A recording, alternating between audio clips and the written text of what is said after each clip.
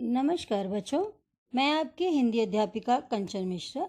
आज के इस वीडियो में हम व्याकरण अध्याय वर्ण विचार के बारे में जानेंगे। मनुष्य के मुख से उच्चरित ध्वनियों को भाषा का रूप दिया जाता है और ध्वनियों का लिखित रूप ही वर्ण कहलाता है।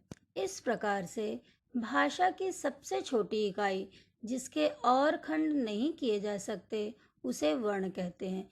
इसे अक्षर भी कहा जाता है क्योंकि इसके और टुकड़े नहीं हो सकते हैं।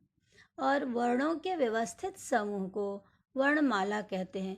जिस प्रकार से मोतियों को यदि एक धागे में ना पूरा पिरोया जाए तब वह माला का रूप नहीं लेता है, उसी प्रकार से वर्णों का क्रमबद्ध समूह ही वर्णमाला कहलाता है।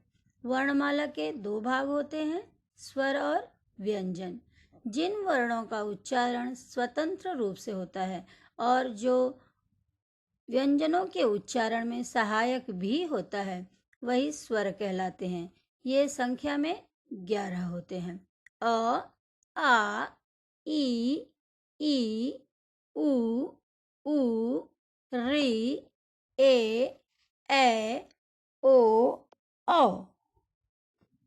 उच्चारण में लगने वाले समय के अनुसार स्वरों के 3 भेद किए गए हैं। पहला है ह्रस्व स्वर।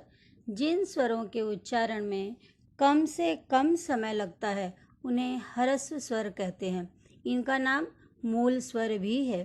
अ, ई, उ तथा ऋ ये ह्रस्व स्वर हैं। दीर्घ स्वर। जिन स्वरों के उच्चारण में ह्रस्व स्वरों से 2 गुना समय लगता है उन्हें दीर्घ स्वर कहते हैं। ये हिंदी में 7 हैं। आ, ई, उ, ए, ओ, औ। प्लुत स्वर। ऐसे स्वर जिनके उच्चारण में ह्रस्व स्वर से 3 गुना अधिक समय लगता है एवं दीर्घ स्वर से थोड़ा ज्यादा समय लगता है। प्लुत स्वरों का यह चिन्ह यस के समान होता है, जैसे राम, ओम इत्यादि। यानी कि ह्रस्व और दीर्घ से ज्यादा समय लेने वाला स्वर है प्लुत स्वर। जब दूर से हम किसी को बुलाते हैं तब भी प्लुत स्वर का इस्तेमाल किया जाता है। हम लोगों ने बच्चों ये देखा कि अब तक हम लोगों ने अपने स्वर माला में अंग और अ को इंक्लूड ही नहीं किया। अंग और अ को स्वर नहीं कहा जाता है बल्कि ये अयोगवाह ध्वनियां होती हैं। जिन वर्णों का उच्चारण स्वर की सहायता से होता है उन्हें व्यंजन कहते हैं। मूल रूप से ये 33 होते हैं।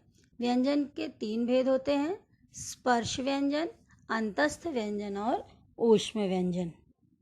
जिन वर्णों का उच्चारण करते समय हमारे मुंह के अंदर के सभी भाग कहीं न कहीं इन्वॉल्व हो जाते हैं, भाग लेते हैं, जैसे वे हैं जीभ, कंठ, तालु, मूर्धा, दांत, होठ, उन्हें स्पर्श व्यंजन कहते हैं।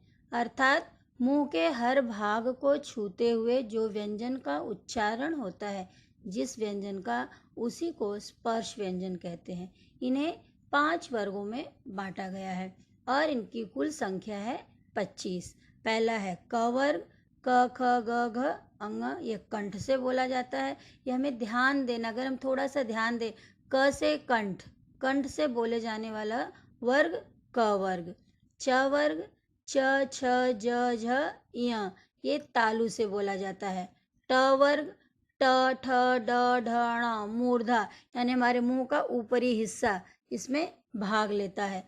त वर्ग, त दांत, त, थ, द, ध, न दंत से बोले जाने वाले वर्ण हैं। प वर्ग, प, फ, ब, भ, म इसमें उच्चारण के समय हमारे होठ काम में आते हैं, इसलिए इनको स्पर्श व्यंजन कहा जाता है। इस चित्र के द्वारा हम यह देख सकते हैं कि हमारे मुंह के किस भाग को क्या कहा जाता है। जैसे मूर्धा कहने से बहुत बार हमें समझ में नहीं आएगा कि मूर्धा किसे कहते हैं, तालु किसे कहते हैं, इसलिए इस पिक्चर को देखने के पश्चात आपके दिमाग में स्पर्श व्यंजन के बारे में पिक्चर थोड़ा सा और भी क्लियर हो जाएगा। अंतस्थ व्यंजन ऐसे व्यंजन जो उच्चारण करते समय हमारे मुख के भीतर ही रह जाते हैं, उन्हें अंतस्थ व्यंजन कहते हैं। उनको अर्ध स्वर भी कहा जाता है। ये संख्या में 4 होते हैं, य, र, ल, व। ऊष्म व्यंजन, इनके उच्चारण में हवा मुंह में टकराकर ऊष्मा अर्थात गर्मी पैदा करती है। ये भी संख्या में 4 होते हैं और वे हैं श, श, स और ह।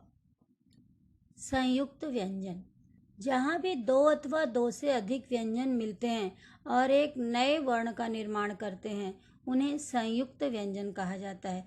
जैसे क्ष, कक्षा का क्ष, क, श और अ मिलकर के बना हुआ है। त्र, त, र और अ। ज्ञ, ज्ञानी, ज, इय, अ। इसमें ज मिला हुआ है, ना कि ग, क्योंकि पहले आज मानक वर्तनी के अनुसार इसको ज्ञ नहीं बल्कि ज्य या ज्य इस तरह से उच्चारण किया जाता है। श्र, श्रम वाला, श, र और अ। द्वित्व व्यंजन, जब एक व्यंजन अपने जैसे दूसरे व्यंजन के साथ आते हैं तो वे द्वित्व व्यंजन कहलाते हैं। एक जैसा व्यंजन अर्थात जैसे बच्चा, च च, कच्चा, सज्जा, इस तरह से। क, च, ट, त, प। वर्ग का दूसरा और चौथे वर्ण का द्वित्व नहीं होता है। द्वित्व किस किस वर्ण का होता है? पहले का, तीसरे का और अंतिम का होता है, और दूसरे और चौथे का नहीं होता है। आइए बच्चों, हम लोग देखें कि अब तक हम लोगों ने क्या क्या पढ़ा। भाषा की सबसे छोटी इकाई को वर्ण कहते हैं। वर्णों के व्यवस्थित समूह को वर्णमाला कहते हैं। वर्णमाला के 2 भाग होते हैं, स्वर 11, व्यंजन 33। स्वरों का उच्चारण स्वतंत्र रूप से होता है और जिन वर्णों का उच्चारण स्वर की सहायता से होता है उन्हें व्यंजन कहते हैं। धन्यवाद। यदि आपको यह वीडियो अच्छा लगा हो, टॉपिक आपको अच्छी तरह से समझ गया हो, तो आप इसे लाइक, शेयर और सब्सक्राइब जरूर करें। धन्यवाद।